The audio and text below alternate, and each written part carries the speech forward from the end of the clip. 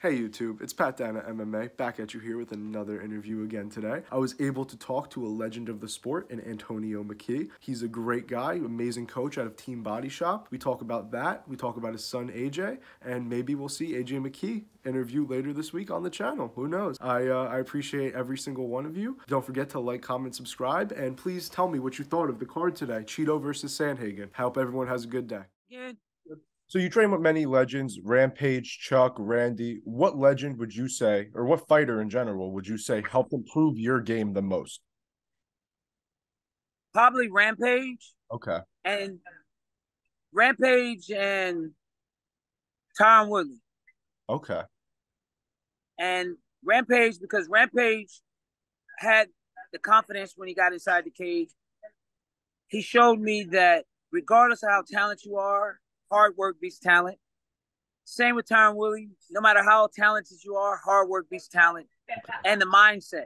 When Tyron put his mind to something, he got it done. So I was able to give that more importantly to my guys than anything else is that mental edge. And if you've ever watched my guys, they come and they're bringing it. They're not backing down. They're not getting submitted. They're giving you 110%. So I would think it was the mental part of the game that I got from those guys. Okay. So like you said, you've been able to pass that mental game now down to your fighters, and like that's just something that you've been able to take and Right. just give on to like the next Right. generation. Yeah. Okay, so AJ says that you kind of created his style of fighting when you were because he wanted to fight from a young age and he was wrestling at a young age and everything. But he said you kind of created his style. Who did you create his style in the image of? I know he talked about Anderson Silva, but what else specifically were you looking? It was Anderson Silva, it was John Jones, and it was also Frankie Edgar. It Okay. was a combination of them. And then to beat me, because at that time I was reigning superior in my divisions, Yeah. three different divisions. I just, didn't get the proper notoriety. I didn't play the political game, which doesn't surprise me at all. But I would say out of all those guys, I took bits and pieces, Mikro Prokop with the Mm. kicks. So it was a combination of all those guys that I have trained over the years and just growing and grooming him into actually the fighter that he is now, but just giving him the tools and showing him the correct way. And then he started to mold his style with he's got kind of a hood street style. Yeah. You know what I mean? He's got kind of a thug style of fighting, Doug Jitsu, yeah. but with the professionalism and the ability to access and expose others. Okay. Okay. I definitely see where you're coming from. I like that you didn't make AJ the same kind of fighter you were. Not Oh, because absolutely. but not even to say that because a lot of people do say you were boring, you were this. Not even in that regard. I just like that you realized that he had to be better than you, he had to be a better Absolutely. like he couldn't Yeah. be you. I think there was a lot of racial hating on me. Like, who doesn't do what I do that's at the top of the game? Usman, when he gets in trouble, what does he do? He wrestles. Yep. Uh, uh, I mean, you just tell me who? John Jones. What did he do? He took the guy down, finished him. Yeah. Like, people were angry at me, but what people don't understand is I made no money. We were fighting for free. I'm one of the pioneers. I'm not one of the guys in the Yeah. middle. I was one of the guys that were originally fighting for $50, $100. It wasn't about the money. It was about, I think I'm better than you as a wrestler, and you're a striker, you're a jiu-jitsu guy. Yeah. It was And about when I they want to beat realized, yeah, look at what's the Russian guy that retired? Khabib. Khabib. He had no stand up and bang. No. Take people down and submit them, or take them down. Yeah. And also, you got to remember that a lot of the fights back then were stage fights, not meaning they were fake, but they were matched up for the main guy on the A side to win. I came in always on the B side, beating the A side, and it was a Yeah. problem. And then it was like, you know what? We're only going to bring him in if he's the last resort. So I was the cleanup guy, or the guy that would come in and get rid of the trash that they didn't want. They thought they were good, but I didn't have a problem with that because I just enjoyed fighting. Well, so let's talk about that A side B side a little bit because there's a specific story that I heard where that is the case with John Smith wrestling back when you were a JUCO kid and Yeah. they had you come. John Smith was in the area and they had you come and wrestle John Smith. You ran out straight from jail apparently to the match. I wanted to ask what your side of the story is, and Okay. there's a lot of controversy with this. No controversy. We Okay. wrestled, Okay. and what it was, he was training for the Olympics or the Mhm. Nationals, or World. I think it was the Worlds. Yeah. No, I think it was the Olympics. I don't remember what it was. And I remember 2 weeks prior to that, he had to wrestle against the Cuban before me. So Okay. he came to California, Cal State Fullerton. They arranged exhibition matches for him, right? When they arranged these matches, J.D. Hawkins, which was a good friend of mine, they met at Cal State Fullerton. I happened to be there. They said, hey, come down, get some training in. There's a couple of matches.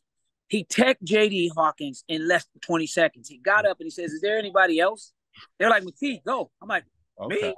Shit, I just got out of jail. What the hell y'all talking about?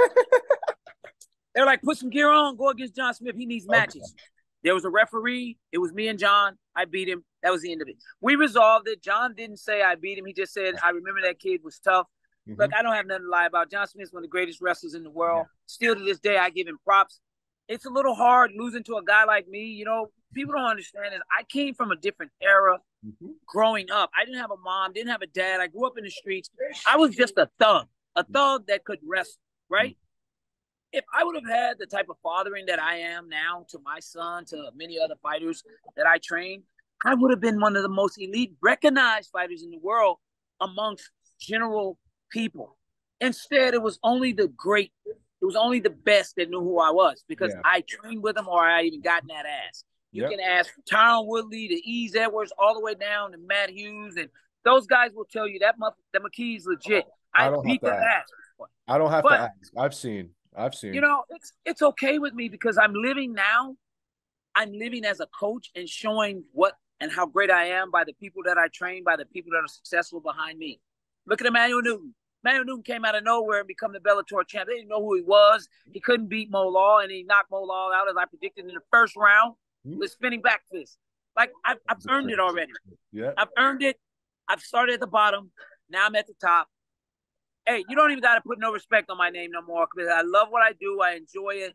I enjoy my students, and I enjoy the fans that know and appreciate me for who I am and not what I was not.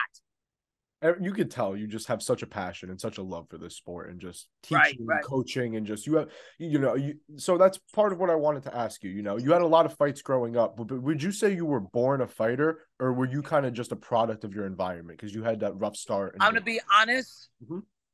I think generational stress from slavery, from low income, from low economics, I believe that was genetically passed down. So the struggle was real. As far as fighting, I adapted to my environment. My environment was low income and it was very harsh, gang infested with gangsters, killers, and drug dealers. So I adapted to that. And that's the personality that I took on. And no one was there to say, Antonio, this is not how you need to be to survive. Would I have survived if I was anything less? Probably not. I probably would be dead or in jail for the rest of my life for murder.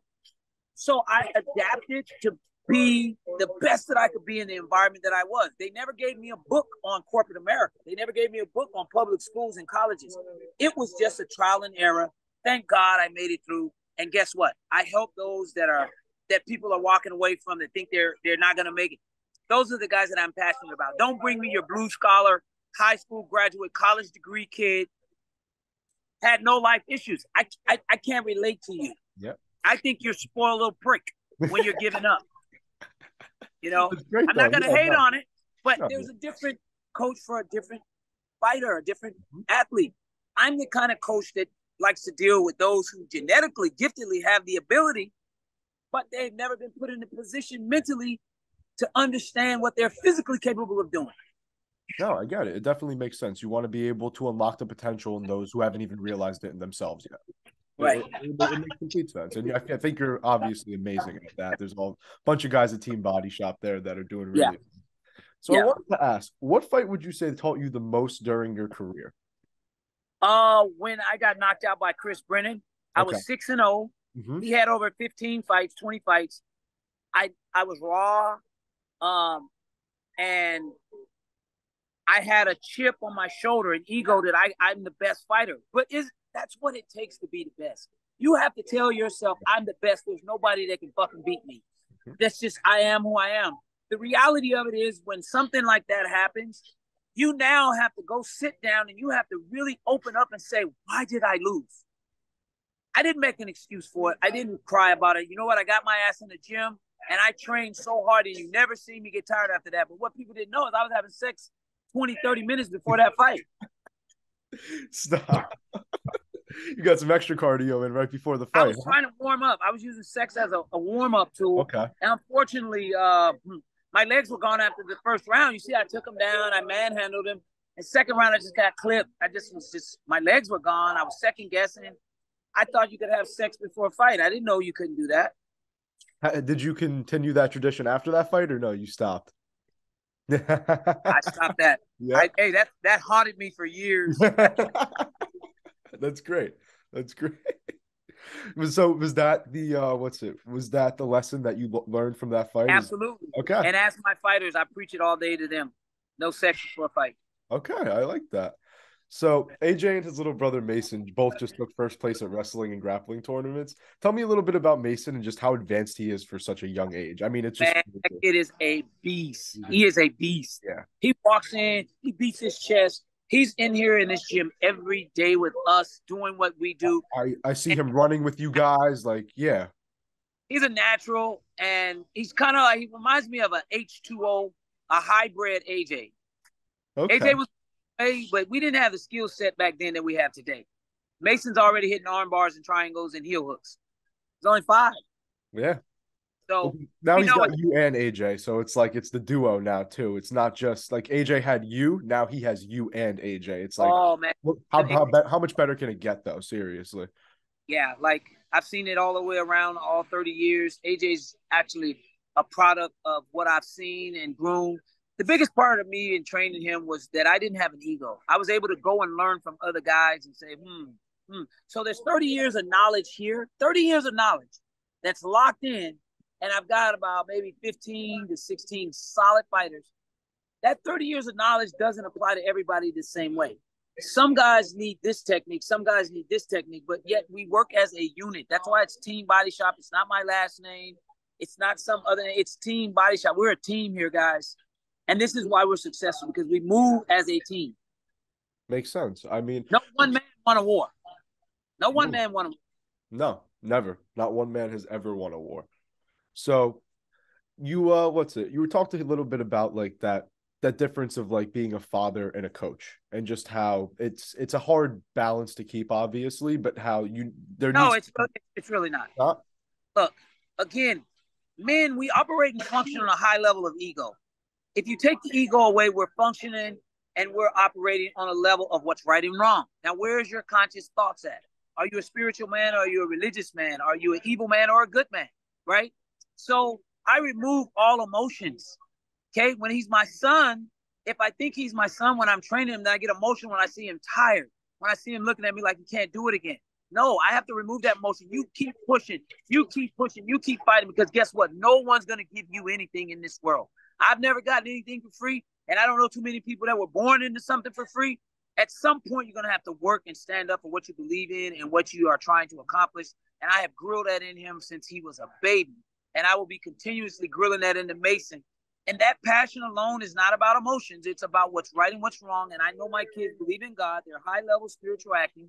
And so they're good people. So they're going to do, at the time, they may think it's not good for them.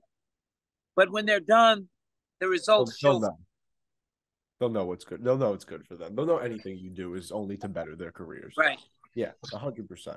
So I wanted to also say congratulations. I know you're expecting another child in about 2 months, I want to say it is. So should we expect another McKee fighting straight out the room? We're done. We're gonna stop at Mason. After Mason's the last one. That's it, man. I can't. That means I'm gonna be about, let's say I'm 50. He'll be fighting. He'll probably be the youngest world champion is 17, 16. Okay. I'll be 60-something years old, still able to roll. I'm rolling every day anyway. I train with the guys. Yeah. In fact, we're getting ready to train after the interview with me.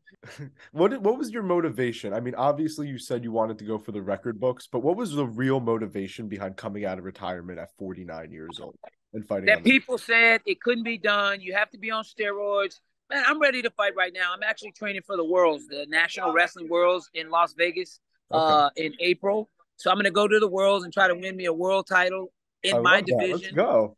You know, maybe you're there to cover it. Have fun. I'm gonna kick some ass. What weight class are you going at? 170. I'm about 170 now. So okay, Makes sense. I mean, I saw. I know the videos are from a couple years ago, but I saw the videos of you rolling with AJ before your fights on that Bellator card, and I mean, Yeah. you're still right in terms of wrestling. You can still go with the best of them. Oh, absolutely. Well, I've I got mean, the even best. you could even get into an MMA cage if you want. I just don't know if striking at that age is as crisp as it would be, but the Well, wrestling, I the don't wrestling's still there. know. Hey, I got better at striking. That's why Yeah. you saw against Sarah Pie, I was out there trying to strike Well, yeah, immediately. no, you were throwing kicks and stuff. Like, yeah, Like, and I I just had thought a that blown out knee. I thought that was just you being a little bit more free flowing and not caring because, like, coming out of retirement, like whatever. But no, Nah, you think that I've is always striking had too? I've always had a good arsenal of striking and Yeah, kicking. yeah. Everyone that has sparred with me has said it. They said, "Why don't you fight like that in the cage?" Well, there's a risk that I'm not willing to take, and the risk was losing. I Yeah. don't want to lose. I didn't care about being excited. There was no money. I gotta win. I gotta win. I gotta win. I gotta win. No, I understand it. I can't. I don't understand how someone can hate on that mindset. Honestly, if you're not a fan of it, that's fine. But like, you can't hate on the mindset of I want to win and keep myself safe, especially in the Right. sport we're in. It's like Yeah. when you watch Well, I guys. think they knew they had no one that could beat me at the time when I was 32, 33, 34 years old, bro. I was walking through. Jens Pulver got knocked out by my student that I played with. Matt Hughes? What, are you going to out wrestle me, Matt? I mean, I would have loved those. I'd love Sean to see that. Shirk, I would I'd love to I see would that. have beat those guys up because if you notice, wrestlers will have more problems when they deal with a wrestler that wrestles better than them Okay. because they can't fall back on it, Yes. you know? And you see Jason, what was it, Jason Black? He was undefeated, 10-0 in did he fight for the UFC? I don't remember, I but don't I know. fought him in WFA. I beat him and they called it a draw because they Okay. didn't want him to get a loss on his record. They're trying to get him to the UFC. And at that Yeah. time, Pat Miletich had a lot of resources. See, I learned the political part of the game. It's not really how good you are. It's who you know, how you treat them, and how you fit into their puzzle. A lot of people don't know that. Now, if you're a natural born killer, then you got to learn how to play the game. Yeah. But if you're a natural born killer, there's no games. You come to kill. Yeah. Right? That's where I was. I was a natural born killer. I didn't understand the other stuff. As I softened up, as I got older, I realized that, this isn't about how good it is you are. This is also about how you conduct your personality, how people see you, how easy and how hard it is for you to be managed. I was self-managed, self-trained. Yeah. I was about to say I'm guessing you didn't have a manager back then making $50 a fight, $100 a fight. I'm guessing you weren't paying much of a manager. You wanted to keep all that money for yourself. Man, I wasn't even fighting for the money. I just want to fight. I didn't give No, a shit yeah, about the money. but still, I bet any money that you did get wasn't going to no manager. Like Yeah. you wanted to keep that. Yeah. So you talked about AJ not necessarily being mentally ready for the Pitbull rematch and how he's TH free now and everything. But what other changes in training and just like other things did you do to make sure he stayed sharp for this move up to lightweight? You know what? Just making sure his diet is right and he's happy. People are able to do things differently when when they're happy. They function differently. And when people are abusing in the world, what I'm seeing, THC that's laced with fentanyl and all kinds of other stuff, it controls their emotions to when they don't have it, they get angry or they get down on themselves, they get depressed, and people are wondering why everybody's depressed. Well, it's legal to go get cannabis products that have these type of harsh chemicals in them that can affect the brain. Yeah. Other than that, I mean, he's a good human being, passionate about fighting. He loves fighting. He's not afraid to take a risk, and he's comfortable in there. So last question. You got Joey Davis, you got Jalen Bates, you got a couple other names, but who at Team Bodyshop is going to make the biggest strides in their career this year? Probably Joey Davis. Okay. AJ may win the tournament again, but he's already won it before, so he's already made the big stride in his career. I would say Joey Davis is a bad dude. Yeah, That's a bad man. I've been waiting for him to come back. Hey, you interview him after me. I mean, after all this is done, he's a bad boy. I will. He literally runs through all of us in the gym. Like he's the best wrestler in this gym. He he had almost like 2.5 year layoff recently. Yeah, he's back in fight shape. He's ready to go for this one. Getting his mind back, he's getting healthy. Yeah, absolutely. Good. Love to hear that. All right, Coach. Thank you. That's good for us. I mean, I just want to I appreciate everything. It's great being Man, able to thank you talk for to the you. interview. Tag me in it so I can have people go Oh, check it out. definitely. I appreciate the interview.